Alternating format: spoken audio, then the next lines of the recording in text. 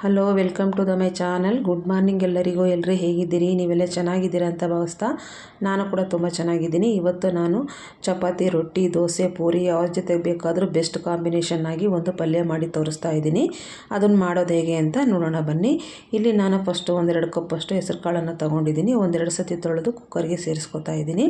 ಕುಕ್ಕರ್ಗೆ ಹಾಕ್ಕೊಂಡು ಹೆಸರು ಕಾಳು ಮೇಲೆ 1.5 ಇಂಚಷ್ಟು ನೀರು ಹಾಕ್ಕೊಂಡು ಇದನ್ನು ಬೇಯೋದಕ್ಕೆ ಇಡಬೇಕು. ಇದೊಂದು 3 ವಿಜಲ್ ತೆಗೆಸ್ಕೊಂಡ್ರೆ ಹೆಸರು ಕಾಳು ಬೆಂದೋಗುತ್ತೆ. ಈ ಹೆಸರು ಕಾಳು ಬೇಯೋಷ್ಟರಲ್ಲಿ ನಾನೀಗ ಒಂದು ಕಟ್ಟು ಸಬ್ಸಿಗೆ ಸೊಪ್ಪನ್ನು ತಗೊಂಡು ತೊಳೆದು ಹೆಚ್ಚಿಟ್ಕೊತಿದ್ದೀನಿ. ಹಾಗೆ 3 ಟೊಮೊಟೊ, 2 ಈರುಳ್ಳಿ, ಹಸಿರು ಮೆಣಸಿನ್ಕಾಯಿ, ಕೊತ್ತಂಬರಿ ಸೊಪ್ಪು ಮತ್ತು ಬೆಳ್ಳುಳ್ಳಿಯನ್ನು ಇಟ್ಕೊಂಡಿದ್ದೀನಿ. ಈಗ ಹೆಸರು ಕಾಳು 3 ವಿಜಲ್ ಆಯಿತು, ಬೆಂದಿದೆ ನೋಡಿ ಚೆನ್ನಾಗಿ. ಈಗ ಒಂದು ಸೈಡಿಗೆ ಎತ್ತಿಟ್ಕೊಳ್ಳೋಣ. ನಂತರ ಸ್ಟವ್ ಮೇಲೆ ಒಂದು ಬಾಣಲೆ ಇಟ್ಟು 2 ಸ್ಪೂನ್ ಎಣ್ಣೆ ಹಾಕಿ, ಅರ್ಧ ಸ್ಪೂನ್ ಸಾಸಿವೆ, ಅರ್ಧ ಸ್ಪೂನ್ ಜೀರಿಗೆ ಹಾಕಿ ಇದು ಜಿಡಿದ ನಂತರ ಚಟಪಟ ಅಂತ ಇದಕ್ಕೆ ಹೆಚ್ಚಿರೋಂಥ 2 ಈರುಳ್ಳಿನ ಸೇರಿಸ್ಕೊತಾ ಇದ್ದೀನಿ. ಈರುಳ್ಳಿ ಹಾಕಿ ನಂತರ ನಾನು ಹೆಚ್ಕೊಂಡಿರೋಂಥ ಹಸಿರು ಮೆಣಸಿನ್ಕಾಯಿ ಒಂದು 6 ಹಸಿರು ಮೆಣಸಿನ್ಕಾಯಿ ಸೇರಿಸ್ಕೊತಾ ಇದ್ದೀನಿ. ನಿಮಗೆ ಖಾರಕ್ಕೆ ಎಷ್ಟು ಬೇಕೋ ಅಷ್ಟು ನೋಡಿಕೊಂಡು ಸೇರಿಸ್ಕೊಳ್ಳಿ. ಆಮೇಲೆ ಒಂದು ಬೆಳ್ಳುಳ್ಳಿನೂ ಚಿಕ್ಕದಾಗಿ ಹೆಚ್ಚಿರೋದನ್ನ ಸೇರಿಸ್ಕೊತಾ ಇದ್ದೀನಿ. ಎಲ್ಲನೂ ನಾನೀಗ ಒಗ್ಗರಣೆ ಮಾಡ್ಕೊತಾ ಇದ್ದೀನಿ. ಇದೊಂದು ಸ್ವಲ್ಪ ಒಗ್ಗರಣೆ ಬಾಡಬೇಕು. ಎಲ್ಲ ಸ್ವಲ್ಪ ಬಾಡೋವರೆಗೂ ಇದನ್ನು ಇದೇ ಥರ ಒಗ್ಗರಣೆ ಮಾಡಿಕೊಂಡು ಇದಕ್ಕೆ ನಾನು ಹೆಚ್ಚಿಟ್ಕೊಂಡಿರೋಂಥ ಟೊಮೊಟೊನ ಸೇರಿಸ್ಕೊತಾ ಇದ್ದೀನಿ. ಟೊಮೊಟೊನ ಸೇರಿಸ್ಕೊಂಡು ಅದನ್ನು ಸಹ ಅಷ್ಟೇ ಟೊಮೊಟೊ ಎಲ್ಲ ಮೆತ್ತಗಾಗಬೇಕು. ಟೊಮೊಟೊಲಿರೋ ನೀರೆಲ್ಲ ಡ್ರೈ ಆಗಬೇಕು. ಅಲ್ಲೇವರೆಗೂ ಸ್ವಲ್ಪ ಒಗ್ಗರಣೆಲೆ ಬಾಡಿಸ್ಕೊಳ್ಳೋಣ. ಈ ಥರ ಚೆನ್ನಾಗಿ ಒಗ್ಗರಣೆ ಮಾಡ್ಕೊಳ್ಳೋದ್ರಿಂದ ಟೇಸ್ಟ್ ಚೆನ್ನಾಗಿರುತ್ತೆ. ಹಾಗಾಗಿ ಯಾವತ್ತೂ ನಾವು ಟೊಮೊಟೊ ಈರುಳ್ಳಿ ಚೆನ್ನಾಗಿ ಬೇಯಿಸ್ಕೊಂಡ್ರೆ ಟೇಸ್ಟ್ ಚೆನ್ನಾಗಿರುತ್ತೆ ಪಲ್ಯಗಳು. ಹಾಗಾಗಿ ನಾನು ಇದನ್ನು ಚೆನ್ನಾಗಿ ಬಾಡಿಸ್ಕೊಂಡಿದ್ದೀನಿ. ಬಾಡಿಸ್ಕೊಂಡಾದ ನಂತರ ನಾನು ಸಬ್ಸಿಗೆ ಸೊಪ್ಪನ್ನು ತೊಳೆದು ಹೆಚ್ಚಿಟ್ಕೊಂಡಿದ್ದೆ, ಅದನ್ನು ಈ ಒಗ್ಗರಣೆಗೆ ಸೇರಿಸ್ಕೊತಾ ಇದ್ದೀನಿ. ಸೇರಿಸ್ಕೊಂಡು ಈಗ ಅದನ್ನು ಸಹ ಚೆನ್ನಾಗಿ ಕೈ ಆಡಿಸ್ಕೊತಾ ಇದ್ದೀನಿ. ಇದು ಅಷ್ಟೇ, ಸೊಪ್ಪು ಸ್ವಲ್ಪ 90% ಬೇಯಬೇಕು. ಇದರಲ್ಲಿರೋ ನೀರಿನ ಅಂಶ ಎಲ್ಲ ಡ್ರೈ ಆಗಬೇಕು. ಅಲ್ಲೇವರೆಗೂ ನಾವು ಒಗ್ಗರಣೆಯಲ್ಲಿ ಈ ಥರ ಕೈ ಆಡಿಸ್ಕೊಳ್ಳೋಣ, ಚೆನ್ನಾಗಿ ಮಿಕ್ಸ್ ಮಾಡ್ಕೊಳ್ಳೋಣ. ಇದೆಲ್ಲ ಮಿಕ್ಸ್ ಆದ ನಂತರ ಮಿಕ್ಸ್ ಮಾಡಿಕೊಂಡು ಇದೊಂದು ಸ್ವಲ್ಪ ಎಲ್ಲ ನೋಡಿ ಸ್ವಲ್ಪ ಕಮ್ಮಿ ಆಗೋಯ್ತು, ಸೊಪ್ಪು ಜಾಸ್ತಿ ಇದ್ದಿದ್ದು ಸ್ವಲ್ಪ ಬೆಂದಾದ ನಂತರ ಈಗ ನಾನು ಇದಕ್ಕೆ ಒಂದು ಅರ್ಧ ಸ್ಪೂನಷ್ಟು ಅರಿಶಿಣ ಪುಡಿಯನ್ನು ಸೇರಿಸ್ಕೊತಾ ಇದ್ದೀನಿ. ಆಮೇಲೆ ಇದಕ್ಕೆ ಒಂದು ಅರ್ಧ ಸ್ಪೂನಷ್ಟು ಧನಿಯಾ ಪೌಡರನ್ನು ಸೇರಿಸ್ಕೊತಾ ಇದ್ದೀನಿ. ಆಮೇಲೆ ಒಂದು ಅರ್ಧ ಸ್ಪೂನಷ್ಟು ಗರಂ ಮಸಾಲನ ಸೇರಿಸ್ಕೊತಾ ಇದ್ದೀನಿ. ಇಷ್ಟನ್ನು ಸೇರಿಸ್ಕೊಂಡು ಚೆನ್ನಾಗಿ ಬಾಡಿಸ್ಕೊಂಡು ಈಗ ನೀರೆಲ್ಲ ಡ್ರೈ ಆಗಿದೆ. ಹಾಗಾಗಿ ಇದು ಬೇಯಬೇಕಲ್ವ, ಅದಕ್ಕೆ ಒಂದು ಅರ್ಧ ಗ್ಲಾಸಷ್ಟು ನೀರನ್ನು ಸೇರಿಸ್ಕೊತಾ ಇದ್ದೀನಿ. ಜಾಸ್ತಿ ಸೇರಿಸ್ಕೊತಾ ಇಲ್ಲ. ಹೆಸರು ಕಾಳಲ್ಲಿ ಸ್ವಲ್ಪ ನೀರಿದೆ, ಅದರಲ್ಲಿ ಒಂದು ಗ್ಲಾಸಷ್ಟು ನೀರಿದೆ. ಹಾಗಾಗಿ ನಾನು ಒಂದು ಅರ್ಧ ಗ್ಲಾಸ್ ನೀರನ್ನು ಸೇರಿಸ್ಕೊಂಡು ಇದು ಸೊಪ್ಪು ಬೇಯೋದಕ್ಕೆ ಹಾಕ್ಕೊಂಡಿದ್ದೀನಿ.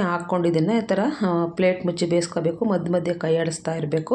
ಇದು 90% ಬೇಯಬೇಕು ಸೊಪ್ಪು ಒಗ್ಗರಣೆಯಲ್ಲೇ. ಅಲ್ಲೇವರೆಗೂ ಇದನ್ನು ಚೆನ್ನಾಗಿ ಬೇಯಿಸ್ಕೊಳ್ಳೋಣ. ಬೇಯಿಸ್ಕೊಂಡಾದಮೇಲೆ ಈಗ ನೋಡಿ ಎಲ್ಲ ಸೊಪ್ಪು ಬೆಂದಿದೆ, ನೀರೆಲ್ಲ ಡ್ರೈ ಆಗಿದೆ. ಈ ಟೈಮಲ್ಲಿ ನಾವು ಬೇಯಿಸಿಟ್ಕೊಂಡಿರೋಂಥ ಹೆಸರು ಕಾಳನ್ನು ಇದಕ್ಕೆ ಸೇರಿಸ್ಕೊತಾ ಇದ್ದೀನಿ. ಹೆಸರು ಕಾಳು ಸಹ ಅಷ್ಟೇ ಚೆನ್ನಾಗಿ ಬೆಂದಿದೆ. ಒಂದು 3 ವಿಜಲ್ ಹಾಕ್ಸ್ಕೊಂಡ್ರೆ ಸಾಕು, ಹೆಸರು ಕಾಳು ಚೆನ್ನಾಗಿ ಬೆಂದೋಗ್ಬಿಡುತ್ತೆ. ನೋಡಿ ಈ ರೀತಿಯಾಗಿ ಬೇಯಬೇಕು. ಜಾಸ್ತಿ ಮೆತ್ತಗೂ ಆಗಬಾರ್ದು, ಗಟ್ಟಿನಿರಬಾರ್ದು. ಈ ಥರ ಚೆನ್ನಾಗಿ ಬೆಂದಿದ್ರೆ ಚೆನ್ನಾಗಿರುತ್ತೆ. ಈಗ ನಾನು ಇದರಲ್ಲಿ ಒಂದು ಗ್ಲಾಸಷ್ಟು ನೀರಿತ್ತು. ಆ ನೀರು ಸಮೇತ ನಾನು ಹೆಸರು ಕಾಳನ್ನು ಒಗ್ಗರಣೆಗೆ ಸೇರಿಸ್ಕೊತಾ ಇದ್ದೀನಿ. ರುಚಿಗೆ ತಕ್ಕಷ್ಟು ಉಪ್ಪನ್ನು ಹಾಕ್ಕೊಂಡಿದ್ದೀನಿ. ಹೆಸರು ಕಾಳು ಬೇಯುವಾಗ ನಾನು ಉಪ್ಪು ಹಾಕಿಲ್ಲ, ಇವಾಗಲೇ ಸೇರಿಸ್ತಾ ಇರೋದು. ಹಾಗೆ ಒಂದು ಸ್ವಲ್ಪ ಕಾಯಿ ತುರಿನೂ ಸೇರಿಸ್ಕೊತಾ ಇದ್ದೀನಿ. ಸೇರಿಸ್ಕೊಂಡು ಎಲ್ಲ ಮಿಕ್ಸ್ ಮಾಡ್ಕೊತಾ ಇದ್ದೀನಿ. ನೀವು ಹೆಸರು ಕಾಳು ಬೇಯುವಾಗ ಉಪ್ಪು ಹಾಕಿದರೆ ಇಲ್ಲಿ ನೋಡ್ಕೊಂಡು ಉಪ್ಪು ಹಾಕ್ಕೊಳ್ಳಿ. ಇಲ್ಲಾಂದರೆ ಒಗ್ಗರಣೆಗೆ ಒಂದೇ ಸತಿನ ಉಪ್ಪನ್ನು ಸೇರಿಸ್ಕೋಬೋದು ನೀವು. ನಾನು ಒಂದೇ ಸರಿ ಇದರಲ್ಲೇ ಸೇರಿಸ್ಕೊತಾ ಇದ್ದೀನಿ. ಸೇರಿಸ್ಕೊಂಡು ಈಗೆಲ್ಲ ಮಿಕ್ಸ್ ಮಾಡ್ಕೊತಾ ಇದ್ದೀನಿ. ಇದಕ್ಕೆ ಮತ್ತೆ ನಾನು ನೀರೇನು ಸೇರಿಸ್ತಾ ಇಲ್ಲ, ಯಾಕಂದರೆ ಹೆಸರು ಕಾಳಿರಲ್ಲಿರೋ ನೀರೇ ಸಾಕಾಗುತ್ತೆ. ಕಾಯಿ ತುರಿ ನಿಮ್ಮ ಇಷ್ಟ, ಎಷ್ಟು ಹಾಕ್ಕೊಂಡ್ರೂ ಚೆನ್ನಾಗಿರುತ್ತೆ ರುಚಿ. ಹಾಗಾಗಿ ನಾನು ಇನ್ನೊಂದು ಸ್ವಲ್ಪ ಕಾಯಿ ತುರಿನೂ ಸೇರಿಸ್ಕೊಂಡಿದ್ದೀನಿ. ಸೇರಿಸ್ಕೊಂಡು ಇದನ್ನೆಲ್ಲ ಹಾಕಿದ ಮೇಲೆ ಇದೊಂದು 5 ನಿಮಿಷ ಇದೇ ಥರ ಮಿಕ್ಸ್ ಮಾಡಿ ಬಿಡಬೇಕು. ಯಾಕಂದರೆ ಕಾಯಿ ತುರಿ ಹಾಕಿದ್ದೀವಲ್ಲ, ಹಸಿ ಕಾಯಿ ತುರಿ ಬಾಕ್ಸ್ಗೆ ಏನಾದರೂ ಹಾಕ್ಕೊಡೋದಾದರೆ ಇದು ಸ್ಮೆಲ್ ಬಂದುಬಿಡುತ್ತೆ ಮಧ್ಯಾಹ್ನಕ್ಕೆ ಅಂತ ಸ್ವಲ್ಪ ಕಾಯಿ ಬೇಯಲಿ ಅಂತ ನಾನು ಕುದಿಸ್ತಾ ಇದ್ದೀನಿ. ಚೆನ್ನಾಗಿ ಒಂದು ಸ್ವಲ್ಪ ನೀರು ಡ್ರೈ ಆಗಿ ಚೆನ್ನಾಗಿ ಕುದಿಸ್ಕೊಬೇಕು. ಕುದಿಸ್ಕೊಂಡಾದಮೇಲೆ ಇದು ರೆಡಿ ಆಗುತ್ತೆ. ಕಾಯಿನೂ ಚೆನ್ನಾಗಿ ಬೆಂದಿರುತ್ತೆ ನೋಡಿ, ಚೆನ್ನಾಗಿ ಕುದ್ದಿದೆ, ನೀರನ್ನು ಸ್ವಲ್ಪ ಡ್ರೈ ಆಗಿದೆ. ಈ ಟೈಮಲ್ಲಿ ನಾನು ಕೊತ್ತಂಬರಿ ಸೊಪ್ಪನ್ನು ಇದಕ್ಕೆ ಹಾಕ್ಕೊಂಡು ಸ್ಟವನ್ನು ಆಫ್ ಮಾಡ್ಕೊತೀನಿ. ಈಗ ಪಲ್ಯ ಹೆಸರು ಕಾಳು ಮತ್ತು ಸಬ್ಸಿಗೆ ಸೊಪ್ಪಿನ ಪಲ್ಯ ರೆಡಿಯಾಗಿದೆ. ತುಂಬ ಟೇಸ್ಟಿಯಾಗಿರುತ್ತೆ, ತುಂಬ ಆರೋಗ್ಯವಾದಂಥ ಪಲ್ಯ ಕೂಡ ಇದು. ಯಾಕಂದರೆ ಹೆಸರು ಕಾಳು ತಂಪು, ಸಬ್ಸಿಗೆ ಸೊಪ್ಪು ಹೀಟು. ಹಾಗಾಗಿ 2 ಸೇರಿಸಿ ಮಾಡೋದ್ರಿಂದ ಇದು ಬ್ಯಾಲೆನ್ಸ್ ಆಗುತ್ತೆ. ನೀವು ಲಂಚ್ ಬಾಕ್ಸ್ಗೂ ಹಾಕ್ಕೊಡ್ಬೋದು, ಬೆಳಗ್ಗೆ ಟಿಫನ್ಗೂ, ನೈಟ್ ಡಿನ್ನರ್ಗೂ ಸಹ ಮಾಡ್ಕೊಬೋದು. ತುಂಬ ಚೆನ್ನಾಗಿರುತ್ತೆ. ಇದರ ಜೊತೆ ನೀವು ರೊಟ್ಟಿ, ದೋಸೆ, ಚಪಾತಿ, ಪೂರಿ ಯಾವ್ದು ಜೊತೆ ಬೇಕಾದ್ರೂ ಇದನ್ನು ಸವಿಬೋದು. ತುಂಬ ಚೆನ್ನಾಗಿರುತ್ತೆ. ನಾನಿವತ್ತು ಟಿಫನಿಗೆ ಪೂರಿ ಮಾಡಿದ್ದೆ. ಇದ್ರ ಜೊತೆಗೆ ತುಂಬ ಚೆನ್ನಾಗಿತ್ತು. ನಾವು ಒಂದೇ ಥರದ ತಿಂಡಿಗಳು ಮಾಡೋದ್ರಿಂದ ಬೇಜಾರು ಅನ್ನಿಸ್ದಾಗ ಈ ಥರ ಹೊಸ ಹೊಸ ರೆಸಿಪಿಗಳನ್ನು ಒಂದು ಸತಿ ಟ್ರೈ ಮಾಡಿ. ನಾನು ನಮ್ಮ ಮನೇಲಿ ಹೇಗೆ ಮಾಡ್ತೀನಿ ಅಂತ ನಿಮಗೆ ತೋರಿಸ್ಕೊಟ್ಟಿದ್ದೀನಿ. ನೀವು ಸಹ ಮಾಡ್ತೀರಾ ನಿಮ್ಮ ಮನೇಲಿ. ಆದರೆ ಒಬ್ಬೊಬ್ಬರ ಮನೇಲಿ ಒಂದೊಂದು ಥರ ಮಾಡ್ತಾರಲ್ವ. ನಿಮಗೇನಾದರೂ ಇಷ್ಟ ಆದರೆ ನನ್ನ ರೆಸಿಪಿನ ಒಂದು ಸತಿ ಟ್ರೈ ಮಾಡಿ ನೋಡಿ.